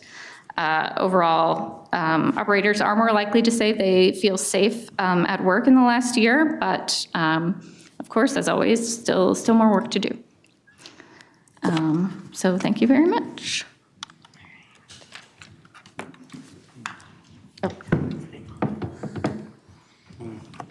Good afternoon, Chair, council members. I'm Joe Dotseth. I am the Chief of Police at Metro Transit. And before I start my presentation, this is my first formal presentation to this council as the Chief of Police without interim or acting in front of my title. And I just want to start out by saying thank you. Like a sincere sense of gratitude for everything, not just for the support for me. My family thanks you for the support, but more importantly, our police department thanks you for the support. Because as we go through this presentation today, and every time I come to this council, it's like I think we can't up the last presentation because there's so many great things going on, but this presentation is going to highlight so much of that work that we're doing right now that you're probably hearing from community. You know, I often joke with Jeremy Zoss, who's our communications specialist for public safety. We have so many good stories out there. We're having trouble like prioritizing them to get those stories out to tell the work of this police department. And some of these highlights here on the first slide, you know, we have 9 goals. We're really highlighting 6 goals here and some of the work that's going in there. Throughout this presentation, we'll go through some of these updates too. We'll see that dispatch calls for service have decreased. We'll hear about officer-initiated calls for service. And again, every quarter I talk about all the work that the officers are doing out in the field. That's increased again by 45% from the same time last quarter. I'll talk about establishing more beats in our community and how that really is reestablishing and separating our police department from some of the other agencies, and then also focusing on the service aspect of it. So beats very, very important. We'll talk about community-focused policing. And we often get these questions about what are we doing about perception of safety issues on the transit system. And one of the most unique ways we're doing, and again, I'll credit Jeremy for a lot of the work that he's doing, you know, using social media, and I believe most everybody, all the council members are following us on social media, but that really is the best way to find out what we're doing. The public, the community is following us. They're paying attention to what we're doing, and just getting all these stories out there about the work that our teams are doing. It's very important. And I think it's going to take time, but we're seeing that when we go out to other community meetings, when we're at community meetings, people are seeing what we're doing and it's standing out. So we just need to keep up with that to keep those messages going. And then our police accountability liaison too, couldn't be here at this presentation. It's Linnea Jacobson. She's actually at a conference, but hopefully at the next conference we'll have her back. And again, that police accountability liaison, when we talk about trust in the community, we talk about the forward-thinking initiatives that this police department has. Nobody told us to create a police accountability liaison. We had no consent decree. We had no order. We did it on our own. And when Linnea comes and she starts presenting to council, you're going to be just really fascinated by the work that she's doing. We're increasing visible presence on the system. I talked about that, how the numbers have increased on that. We have record numbers of CSOs on the system, and really want to acknowledge today we brought 11 CSOs with us today. It's the future of the police department. I'm so proud of them. And I'll get to the next slide. We have 43 CSOs. You think about the 11 that are here. Thank you for being here. Like that's a fourth of our total CSO rank. And just not that long ago, we had 9. And they're so great. I spent time with them on the system. I just appreciate everything they're doing. So we'll hear more about that. Providing this exceptional service to internal partners. We've been spending a lot of time right-sizing, obviously, for our riders, which is very, very important, but I also want to make sure that our transit employees feel like they're valued, and we heard some of that from Dr. Jones backgrounds and some of the survey results. But the facility liaison program, the photo here, Sergeant Maurer is on that photo. She's here with us in the audience too, but Sergeant Maurer and Officer Vang, who's with us today too. The facility liaison program is very important to us because they're going out connecting the police department to the operators so they feel valued and connected. So that's very, very important. We're talking about our homeless action team, which we're starting our Safe and Strong initiative. If you remember last summer, we started a little bit more of we started off in last May doing a press conference. You know, there was more issues in the Green Line than there is this year.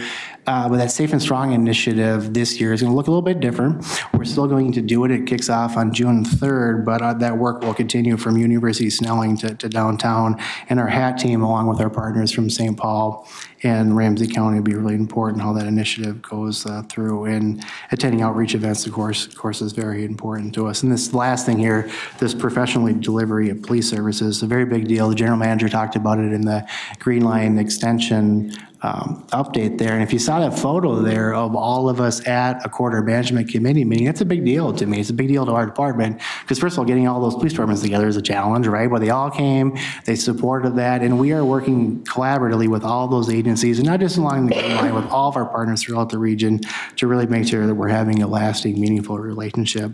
And then actually, I've talked about accreditation too. In June, we're going to do our mock assessment. We're about 90% there, and then we're hoping in September to pass the Minnesota Chiefs of Police Association accreditation process. So staffing slides is my favorite slide of the whole presentation. 121 police officers as we stand here tonight. There'll be another class of 4 to 6 officers starting June 8th. June 8th is a really big day for us, so we should be pushing 125 to 126 in June. July, we have some in-service training for all of the current staff to get caught up on just initiatives, standard training for the post board. But when we think about August, September, and then throughout the rest of the year, my goal is to hit 141 officers by the end of the year, and I think we're going to get there. So a lot of the CSOs that we have, again, that number should say 43 as of today, are CSOs. A lot of them will be finishing school the second half of the year. So when you think about Q3, Q4, the CSOs that are done with school and then come in as police officers for Q3 and Q4 of this year, and then even Q1, Q2 of next year. It's gonna be a big year. Last year we hired 45 people already. This year we've hired 28. So I'm very confident we're gonna get to 141 by the end of the year, which is just fantastic news. And then our administrative staff remains steady too at 36. And we see there's a 90% retention rate, which is a really big deal. And this first year retention rate at 95%. I really credit the training unit for that too, ensuring that people that come in the door feel welcomed, they feel valued, and they're getting the correct training that they need. And all this is based upon recruitment. It's based upon working with HR to really redesign how we're hiring people too, right? We think about honesty, service, respect. Honesty, service, respect, right? We hire based upon our values of the police department, honesty, service, and respect, and then we put that in our job application, that's in our questions, it's in our promotional process, and it's working. And Lieutenant Muhammad couldn't be here today, but Lieutenant Muhammad, Officer Vang, who's with us today, Officer of the Year too, congratulations, right? As he smiles. But, and Deb Fields, we're recruiting like never before. I mean, we're treating it like college recruitment too. And, Officer Vang, I mean, he's making phone calls, hourly basis and making that connection with staff. So it's just fantastic to see what all that looks like. And I mean, even yesterday we had 10 more CSOs that were in interview process. There is still 9 CSOs in backgrounds. We have 16 officers in backgrounds. Like, people want to work here, and it is fantastic. And we're going to try to get them in the door as fast as we can, get them properly trained. But these staffing numbers are going to increase. And just think about all the work that we're doing right now, and we'll get to some stats here momentarily. When this other staff comes in the door, really the sky's the limit for this agency, especially when you think about service and what we can do to help the riders and our staff. So it's just fantastic news. Proactive patrols, we talked about that, do a couple stat slides here. Calls for service, we finished last year at about 112,000 calls for service, which is great. And you can see even now from quarter one of this year to quarter one of 2025, we're up 45%. That's the officers being active on the system, taking initiative, responding to stuff. Like, it's just fantastic to see the work that they're doing. And I'm so proud of that because that's the proactive work that the police officers are doing. And, you know, thanks to the community service officers too, they're spending a lot of time on the system, right? So they're generating calls for service too and being proactive out there. It's a big deal.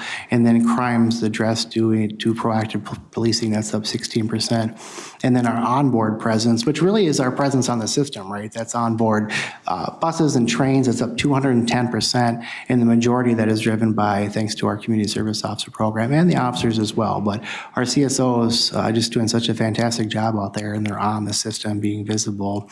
And not just the presence, but they're helping people wayfind. And along that, with what the general manager talked about earlier with the trip agents, like it is working. And so I was just out on the system, I think it was last week or the week before with Shamara, and we were spending time out on the sea lines in North Minneapolis. Like, the safety security action plan is definitely working.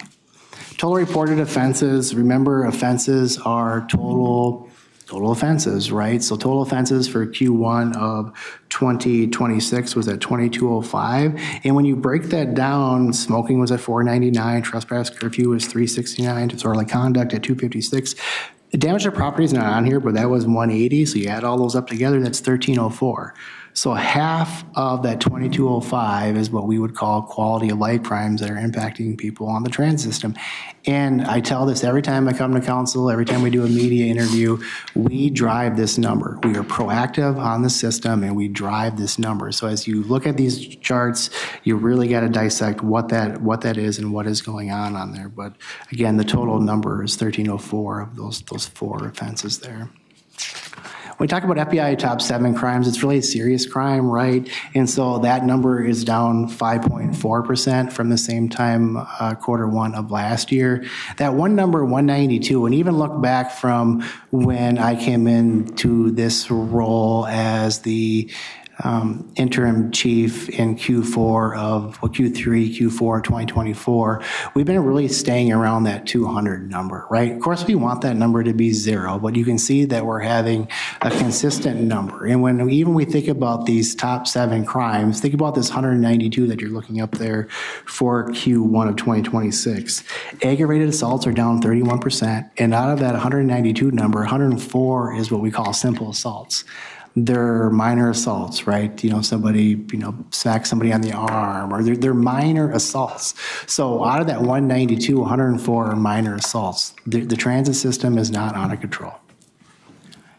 The transit system is not out of control. And so when we talk about serious crime, I really want to start dissecting that. Actually, at the State of the Region, the regional administrator said something really interesting too. I think we quoted at 100 and I thought it was 161,000 rides on an average day basis. Maybe it's 150, whatever, what it may be. But think about this 192. This is the point. 192 total top 7 crimes. So that's quarterly, right? 90 days in a quarter. So it's about 2 things a day. And if we're going to go with 161,000 rides in an average day, if we were a city, any town, USA, and 2 things happened in that city, that'd be a pretty safe city.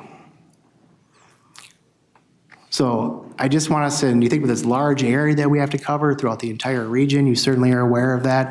192 is a small number. So when we talk about perception of crime and what's really happening on the system, serious crime is down on the transit system. What's impacting people's rides are these quality of life issues, and the stats clearly back that up.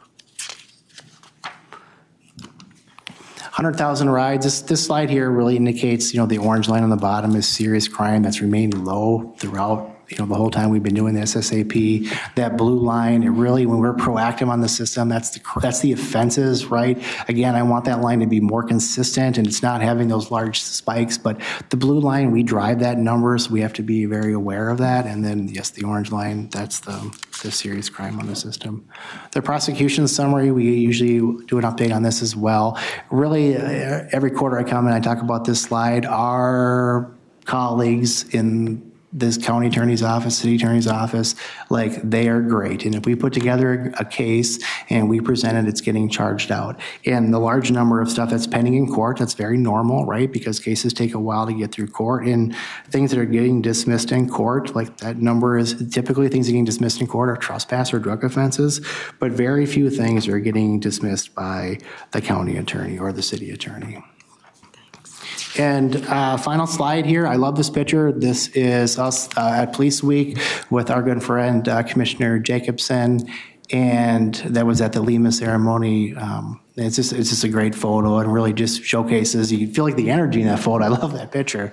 But when we start thinking about what's next for 2026, green line extension planning, obviously a top priority. We heard that in the previous presentation there. Captain Dietz is really leading our planning on what green line extension looks like. Mary Anderson, who's our program coordinator, who does a lot of our emergency management stuff, they are all in. So they are out there working with all the partners to start planning what responses look like. But keep in mind, we've been doing green line extension planning since the summer of 2024. So we've been building these relationships up there and planning this. Now it's just starting to get like real that things are happening, but we are very well prepared for what the police department is going to be doing on green line extension. When we start going out and doing these council presentations, and every time I'm at something and getting to see the mayors and the elected officials start telling them about we're providing service, there's more, we do more than just arrest people, we provide service. Like, it's just a good message that we'll get out there. The Transit Employee Assault Reduction Project, it's very important to us. We're working with Anna Brody and the safety team on really getting good data together, what that looks like. And then our investigative team really prioritizing transit employee assaults, right, to make sure that they're getting the victim follow-up they need.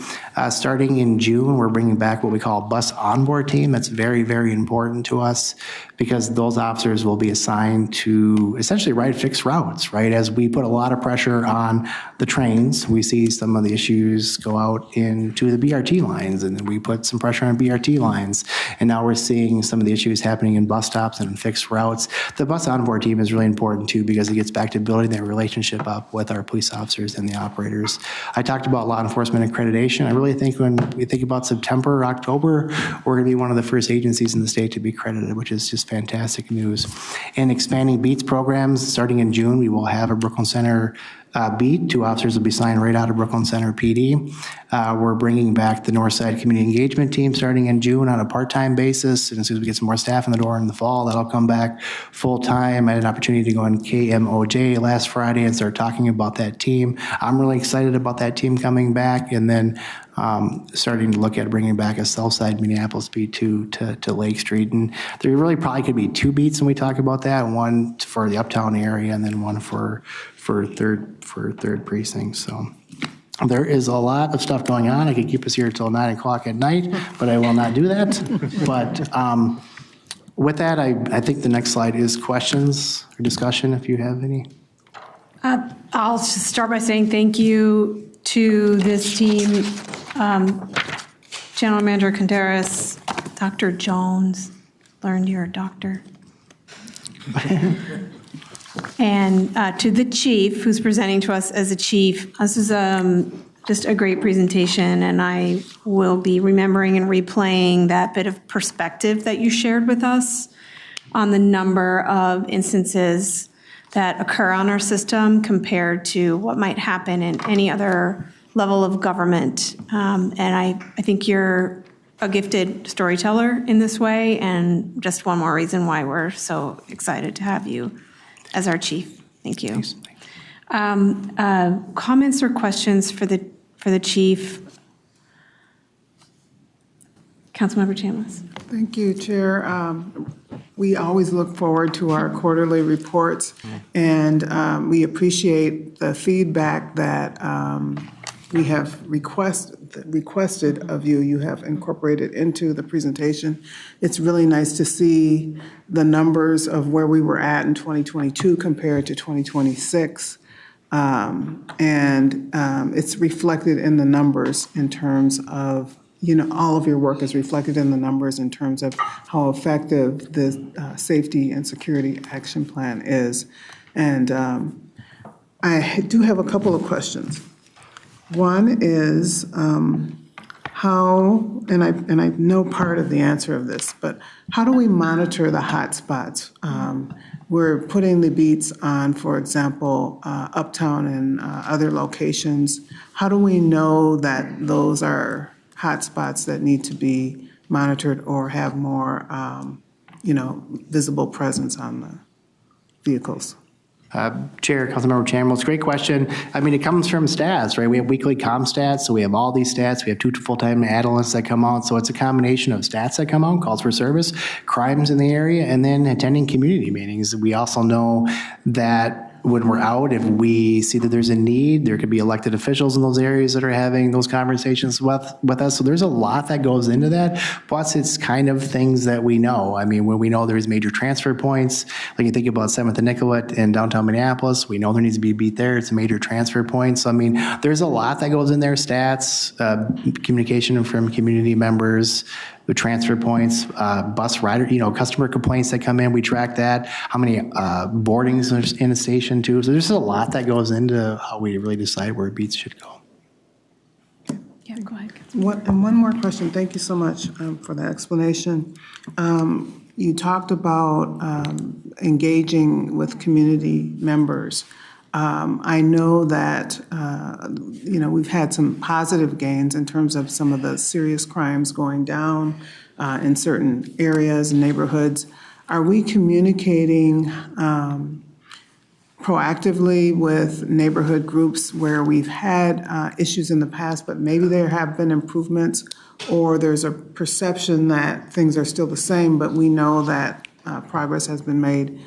How do we keep people informed in the neighborhood, the businesses, the agencies that have reached out to us about their questions or concerns?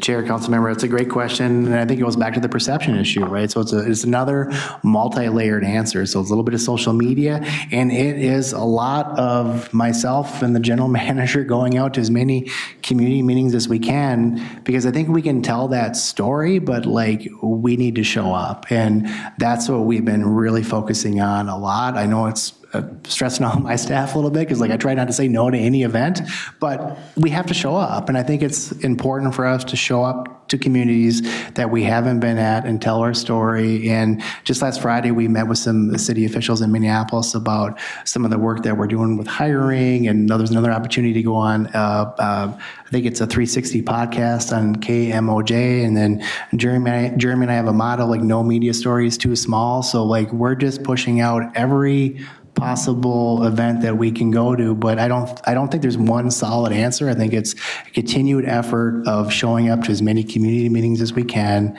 and then the team too. I'm really lucky. I have a great team. I'm so proud of this team, and it's a matter of kind of all of us going to different events too. Again, Lieutenant Mohammed couldn't be here today, but she attends a lot of community events too, and then sending our CSOs out, Sergeant Maurer with the Facility Liaisons program too. You got to show up. Yeah. Thank you. Councilmember Lindstrom. Yeah, thank you. Question for Ms. Jones about the operator survey.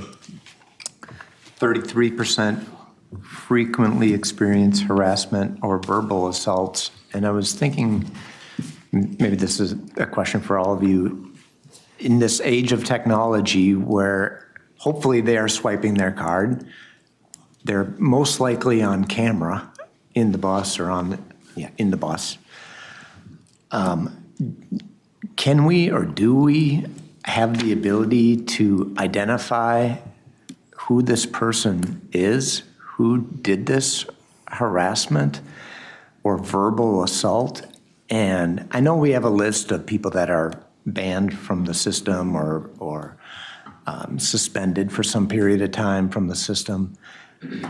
What's the procedure for an operator to say, whoa, it's 1:30 p.m., this person just got on and verbally assaulted me. Can you review the footage? Can you look at who swiped and say, okay, this was Joe Smith, and Joe Smith is off. It's banned from the system.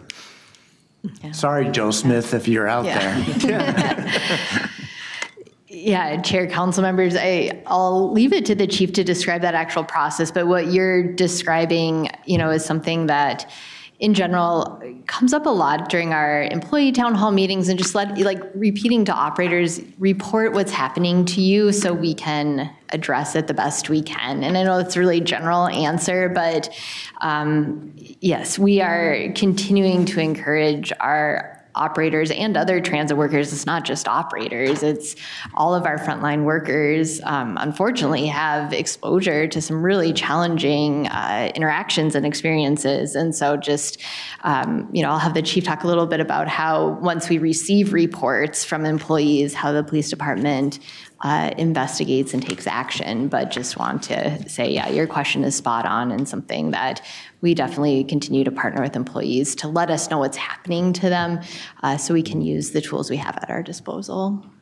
Yeah, Chair, Councilmember, we say call TCC, that's dispatch, call TCC, call TCC, call TCC, call TCC, and get a record logged into CAD. We will respond to stuff. We take a report, especially for an incident like that. If somebody is tagging using it, we ID people a lot from using the go-to cards, and we certainly want to help people that need help on the transit system, but I'm a little confused. Our video is fantastic. And the audio is fantastic. If you commit a crime on transit, we have about a 60% clearance rate the moment. Think of all those top sevens I went through, about 60% of them are arrested right away.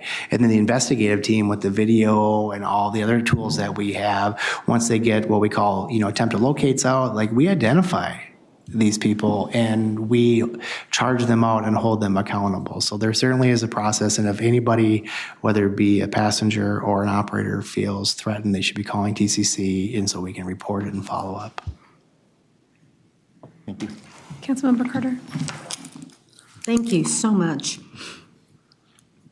I really appreciate the extent to which you've gone, not only to report to us and share information that helps us all to address misconceptions about what is happening today on our transit system. Certainly appreciate the work of all who have committed time and attention and just their dedication to improving, and also acknowledging that we're not where we were, thankfully. We're not where we're going to be either. We've still got work that is happening, so I'm thankful for that. I wanted to ask in particular, though, about the work that went on with the Transit Services Intervention Program, and that I heard you talk about in terms of its evolution, on some work you've been doing with peer leaders in the mental health arena and continuing with organizations in our community to help address the needs of the homeless, those who may have addiction concerns or mental health issues. And I just didn't hear about it as much here, unless I missed it. Could I ask you to please share a few words on that and help me to know where that has gone and where it's heading? Sure. Chair, Councilmember, I'll start a little bit and I'll maybe ask the general manager to help me follow up a little bit with what operations is doing with the outreach services right now. Great question. And so I was trying to get through a lot of stuff, and so I couldn't cover everything that I wanted to, and I literally could keep us here till 9 o'clock tonight. But how we help people and provide services is very important, and that comes from the Homeless Action Team, right? And that's the work that they do. Councilmember Alpsakin was just out with us at 5th in Minnesota a couple weeks ago on a HAD detail. I think Councilmember Lilligren seen the HAD team out on Franklin as well. It's important, right? That's always our basis model of how we're going to connect people to services.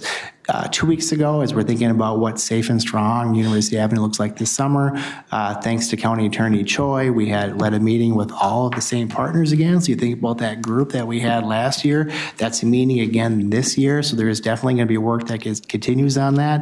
It's just going to be a little bit more. We did a big press conference last year. We did a big push. We're not quite doing that because the transit system, especially the Green Line, the crime is so far down on the Green Line, I'm just sometimes nervous about saying the number because it's decreased so much. And now we're seeing some of the issues happen in the bus stop, in the community. So we're really trying to figure out how can we do our part to make sure that we're still providing services and we're connecting with Ramsey County and the city. It's just such a big conversation that I don't know if we can solve it alone, but we would certainly want to be at the table, and we're going to keep having those conversations. So when we think about the sheriff's office up at Capitol Commons has opened up a space there that we can start bringing people to connect services. There's a lot of work that's going on, and we could spend like 2 hours talking about it. And that's some of the work that separates us, I think, too, in the work that we're doing from some of the other agencies. But it's primary work back to us providing a service to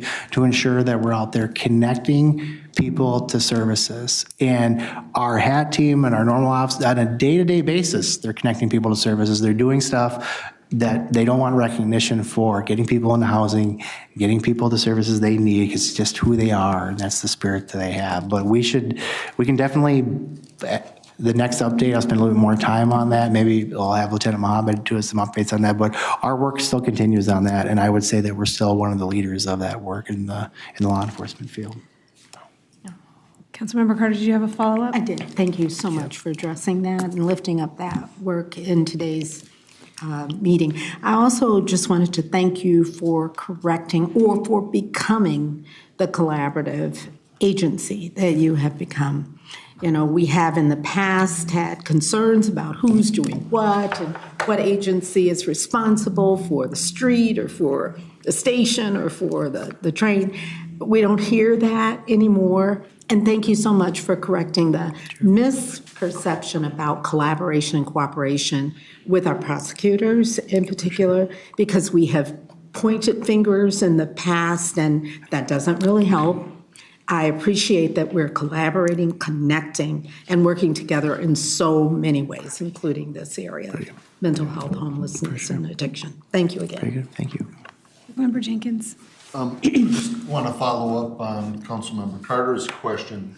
When it comes to services, things beyond the challenges of transit, have we considered making those resources available with maybe signage in stations or on vehicles or stuff like that?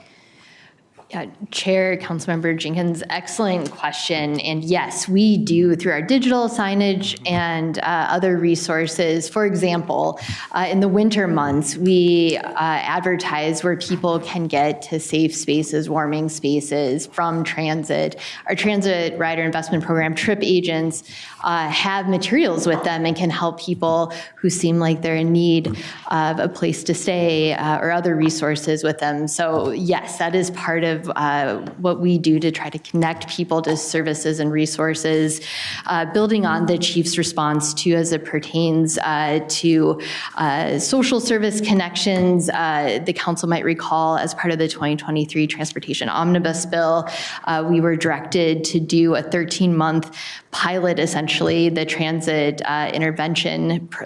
service intervention program that started really immediately after session that year, building on the just tremendous work of the homeless action team, and included at that time contracting with many organizations to fulfill the concept in that pilot in the legislation. And we've taken the lessons learned from that, are in the process of launching another contract to address some of those resources too. So to the chief's point, I think when we're back next quarter would be a timely point to provide a more thorough update on that work. So thank you. Thank you. Great. Well, we will continue. Oh, Chief, did you have something to add? Yeah.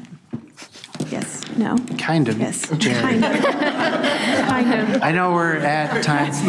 Go ahead, Chief. Please go ahead. I'm thinking about something. I want the team to come up. This is an important moment in time for us. And actually on KMOJ, they asked me the question already, like, you know, what do you think about this time and like, how do you want this time and space to be remembered? And I wanted to do something for you all to remember this time and all the work that we're doing. So if the team will come up, I want to present the chair, the council, and the region administrator with a plaque. So For the record, we have no idea what is going on right now. so we'll come up. Yeah, we do a picture at the end, but I just we'll all come in together. And in recognition of your tireless support, I'd like to present the Metropolitan Council Chair, Met Council members, and our regional administrator with this plaque.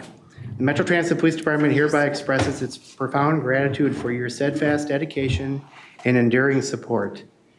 Together, we affirm our shared responsibility to serve and uplift our communities throughout the region with honesty, service, and respect. And with that, I don't know if I can hand this to you or I can hand it to you after the meeting or give it to me, but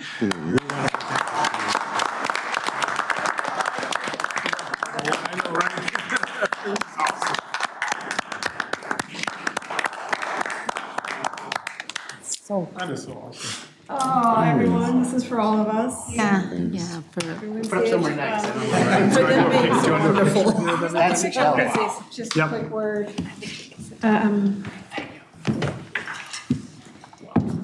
I just, thank you so much to everybody who's here and showing up for this meeting and staying for the entire meeting, staying for the whole meeting. This is a rare gesture. Usually the recognition is going the other way, and it is always deserved. Yeah. And it's very rare to have it come in the other direction. I'm new at 6 months, 7 months. Sometimes I don't know how I'm doing.